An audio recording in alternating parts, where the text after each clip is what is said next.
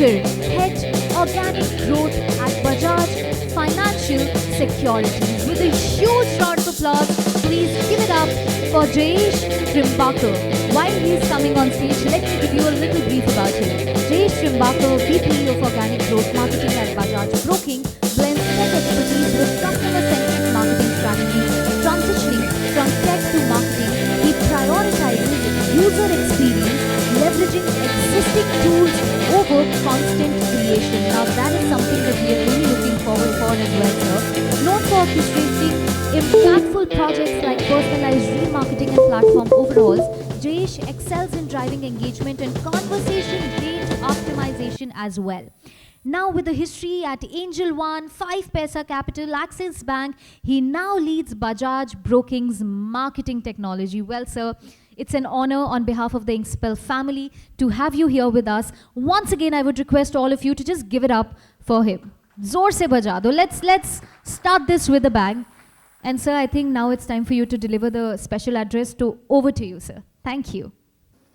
So good morning, everyone. First of all, thank you very much for having us. Unfortunately, Vishesh Sharma couldn't make it today due to some unavoidable circumstances, but I'm here on his behalf and I hope I'll do justice to it. Just to give a brief background of what my profile or what is it that I've been doing. I mean, we heard some good praises from the lady, but I think it's work that actually matters, or it actually should do the talking. So I started as a techie. I started as a full stack developer. And now you must be thinking, what is a developer kind of doing in this content ecosystem right now? But that is when I realized that tech is just an enabler. What you need to do is an enabler for content. And to engage with the audience, all you need is good, solid content. So how I have been associated with content is, it's multifold. First one is I have been a good content consumer, which I think most of us are. Second, I have had experiences of creating content as well, which is again in various formats. It is short, long format, where you talk about writing blogs, creating reels these days. And thirdly, it's about which actually is a key role or the main criteria which defines the success of this role is the distribution and delivery of the content. So I will be focusing a bit on the distribution side of things, the delivery side of things to start with. But just to set up some context here, so marketing, or I would say content marketing, is no longer about just selling stuff. You can't just tell someone that you come on my platform, write a blog about how good you are and say that just buy this. It doesn't happen anymore. It's just more about creating journeys and nurturing that audience. Just take for example, how many of you have kids? Or I think not many, but yeah, I mean, you would be surrounded by some kids. It's not easy to get a kid eat fruits, right? Although we know it's full of nutrition, it's good for them, but they don't want to consume it. So how do you do it? What do you do? You first give them different fruits. You start with an apple, you give them bananas, oranges, etc. But then you realize after a while they would stop eating it. So what do? Then you start giving them the fruits in different formats. So what format? I mean, you can give them a juice, you can create a smoothie out of those fruits, you can make a fruit salad for them. So that's how content too is. I mean, we know that content has to be, kind of distributed.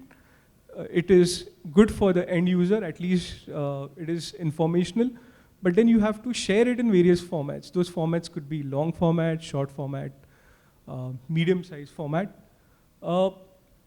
One key, I think in the last 3-4 years, what we've been observing is the attention span of everyone has started diminishing, especially with the advent of short-form content. It's very difficult to hold somebody's attention for more than 7 seconds. Although I'm hoping that I've been able to do that, but in the real world, it really doesn't happen that easy. So with this diminishing attention spans, it's important that you start creating various formats of content which would then cater or give a very precise point about what is it that you want to talk about. Uh, the competition in this space is very high. If you look at, I've been in the BFSI industry in the last 8 years or so. Uh, when the market opens around 9:15, there are notifications which go from our side saying what the market outlook is. So it's not just me, but it will be the other brokers as well who would be kind of sending similar sort of communication. But it's not just the people or the brands from the same industry which are competing for that time space. It's also a brand like Zomato, which is sending me a notification saying that did you have your breakfast, or it's a brand like Cred, which is then telling me have you paid your credit card bills. So at the same time, you will see that communication is coming from different sources. It's coming in different. It has very different agenda. And it's not easy for someone to just focus on one kind of communication, because as a user you just might you want to shift from one point to other point. So that is a big challenge, especially catering to this competition, not just within the industry but outside the industry as well.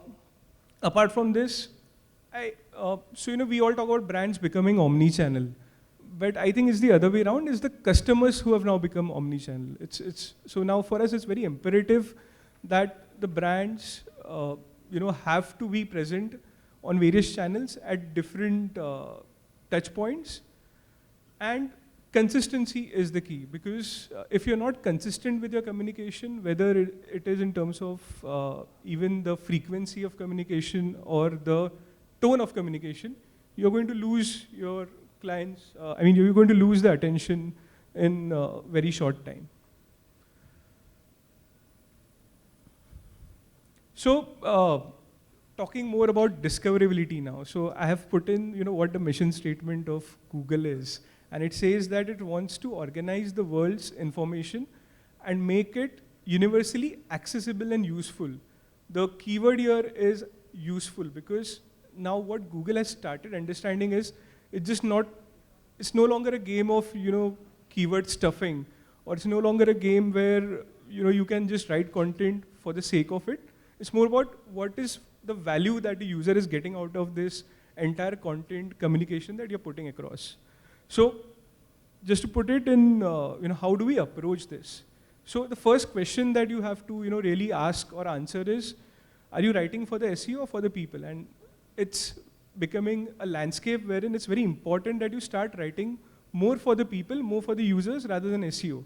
You might get some traffic if you do the things right from an SEO perspective, but this would not be returning traffic. So what you need to do is you need to build an ecosystem which follows the EEAT, which is again a model which is based on the Google's algorithm, which says any content which is being posted on your website, blog, anywhere which is discoverable has to have 4 key parameters. One is experience, which says that somebody who is writing the content has good experience, the source is credible.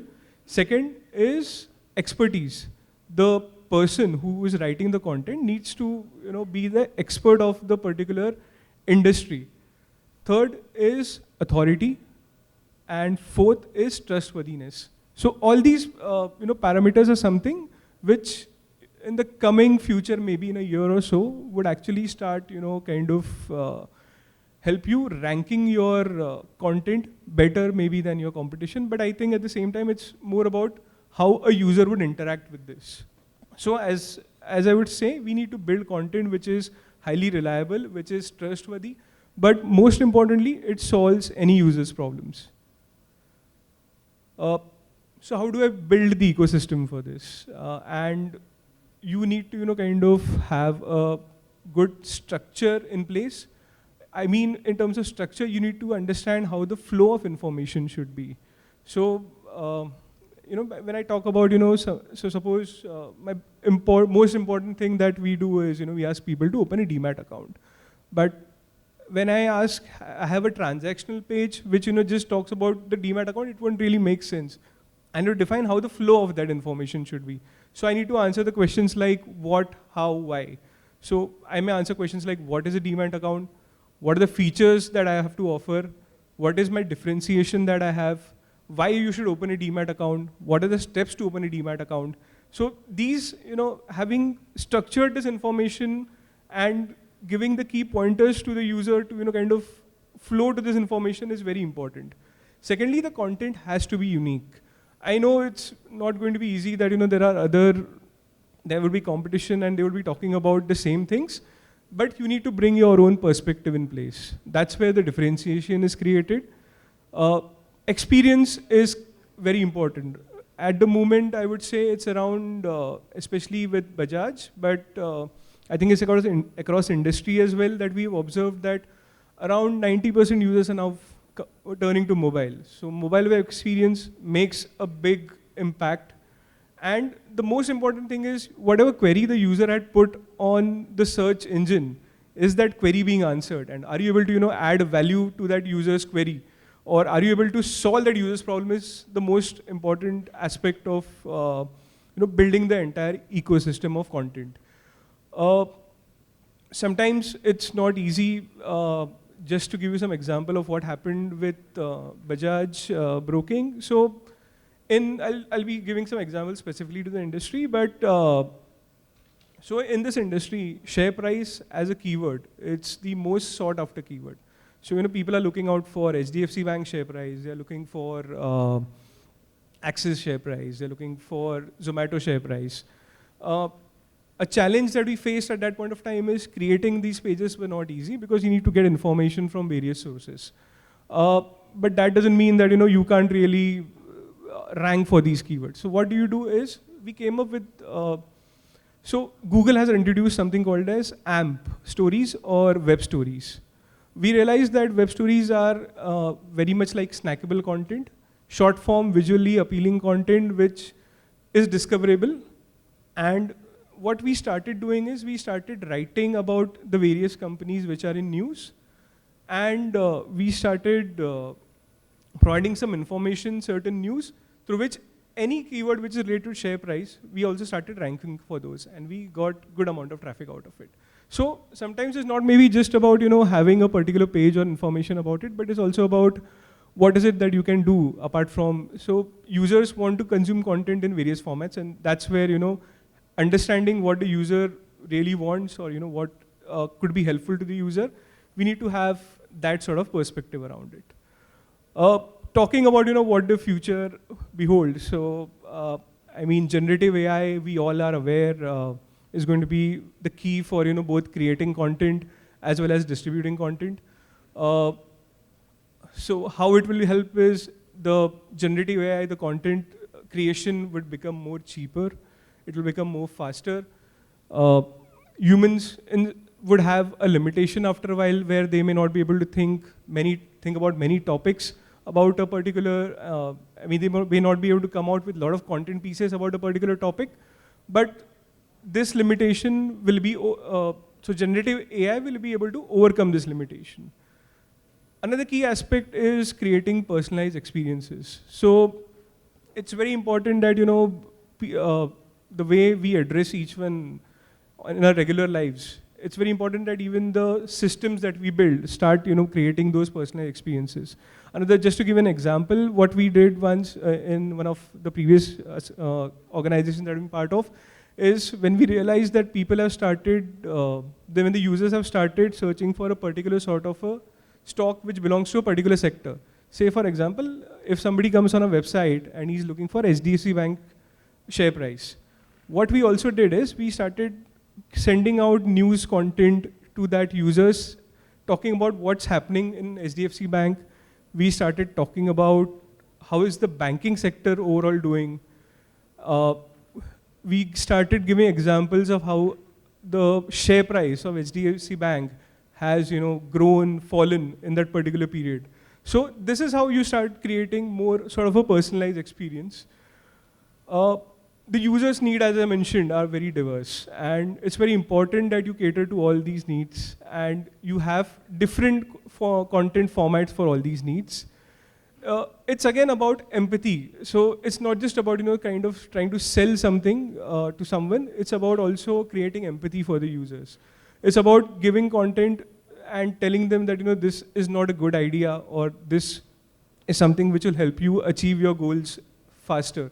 So and I think this is something which the brands already do, but they have to do it in a very more focused, and have to also involve it in the digital ecosystem, and most importantly, data and analytics. So, I mean, data and analytics are going to be the base on which your entire content ecosystem is going to kind of prosper, or maybe come down. Because what happens is, when you look at the user behavior, you yourself would get to know what exactly. So for me, I may write a content and I may feel this is the best content that I have written.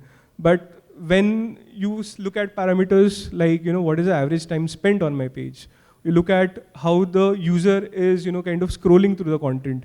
Is he even clicking on the various things that I have? For me, I may think that I have a PDF which is placed at the bottom, and I'm assuming that a user would kind of go till the bottom and download that PDF. But that PDF may not even be discoverable for that user, because he might have read the first 2 paras and he's like, let's move on.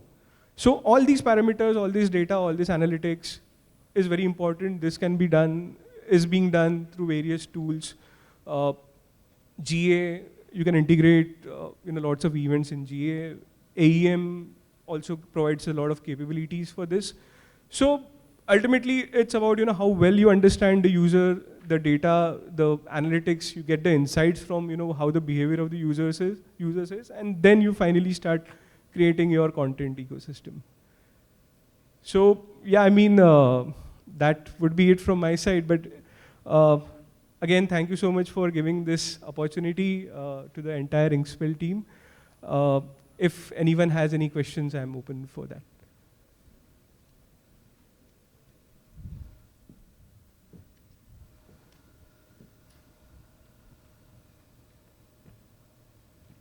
I guess no, so that's it. Yeah. Thank you so much. Stay. Thank you. I can't hear the cheer too loud. Kya baat hai yaar? Thank you. That's more like it.